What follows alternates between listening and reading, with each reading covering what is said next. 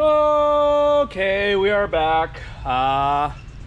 This should be the last couple things to wrap up the budget chariot. I think this will be the maiden voyage.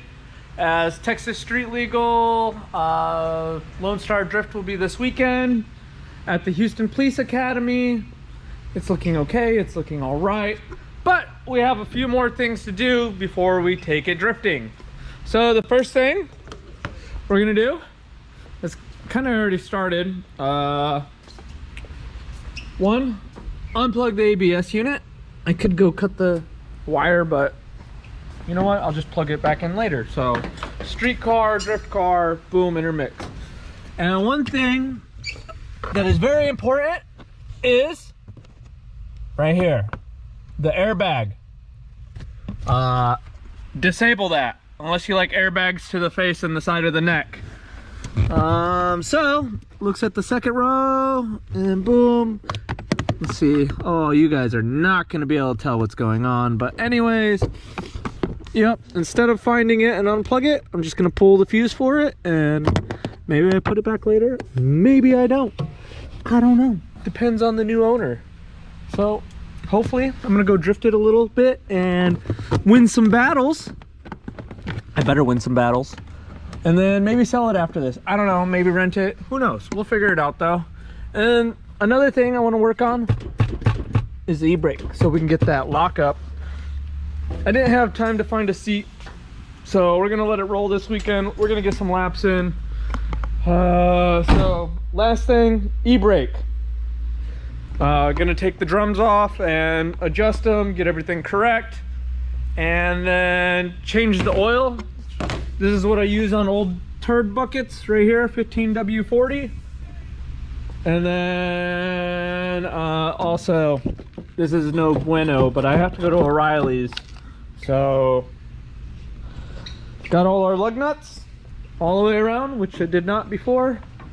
So let's get into this. Let's pull the back wheels off and pull the drums off and adjust that e-brake so it works better. And I will show you how. Okay, I'll check back in. I'm gonna go ahead and pull all that stuff off. All right, so this should be the tools that we need. After you get done taking off the wheel, we're gonna take off the caliper. Should be a 19mm, 2 bolts. Let's see if we can see them. 1, 2. Do not take off these little ones. No reason for that. So I'm gonna go ahead and take that off, and then I'll check back in and I will show you how to take off the rotor next. Because I gotta sit here for like a couple minutes and do this, and no one wants to see that because it's just coming off. That's all that's going on. Okay, let's do it. Oh, took the 2 bolts out. Great. Now this guy. Boom. Boom. Okay, look, the shoes still have plenty of material on them, so we're gonna let that ride. Now we have our star part. Here's what the screwdriver's for. Oof, gonna put that flat. And I believe we go up, let's see, oh, wrong way. So go down, and you can see there's a thread right here, and it pushes it out. So that way the leverage, because what it's doing is it's putting pressure on each side of the inside of the rotor, which would also be called like a drum, the inside part. And what we want to do is we want to get that clearance very small, so when we yank the e-brake, it locks up the rear wheels. Now on these, they're not very good. Like an S chassis does really well, because an S chassis's e-brake setup is tied to their actual caliper, and it moves mechanical pressure there, where this is okay, but always needs adjustment. But for our cheap build, this is what we're rolling with.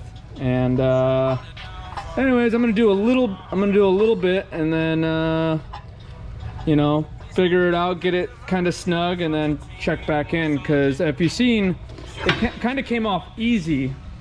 So that means that, you know, when you pull up the e-brake, which you can see the slack that it had, I haven't even hit this with a hammer, see?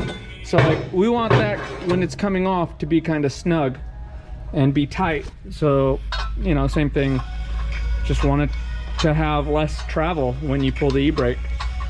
And what I'll do is I'll take it and I'll put it on and pull it off a couple times until it's kind of tight. Can't really rotate it and stop it because the diff's welded, so That's probably all there is going to be to it. I just went out a little bit. I'm going to try to fit this on and I'll check back in. All right, so I put it on. It's a little snug, you know, not too much. Now the other side, I went a little bit too far, and I can't even put it on. Like, so now I already know I need to dial it in some because I went way too far. And then trying to make sure this shit's centered.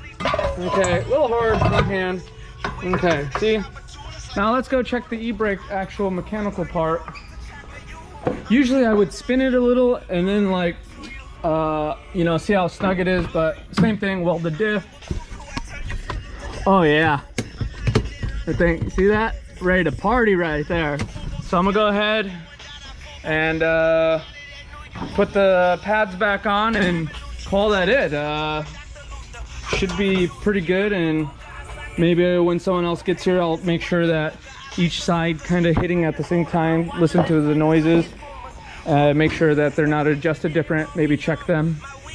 And other than that, that's on to the next thing. Tie down the battery and change the oil.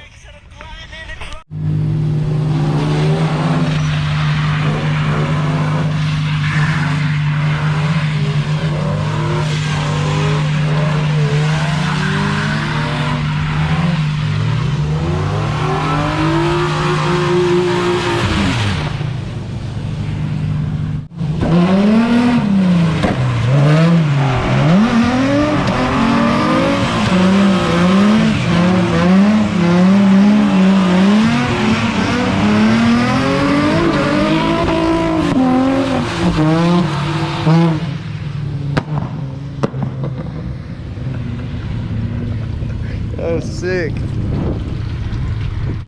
Well, it drifts. We drifted. It was earlier when it was wet, so hopefully this weekend we'll be out at the Lone Star Houston Police Academy event, and hopefully I can win a couple battles. I'll let you know. After that, we'll see. Maybe the car will be for sale. You know, it's doing so far what I needed to do, so hopefully it lasts all weekend and can be a good car. Other than that, checking in, checking out.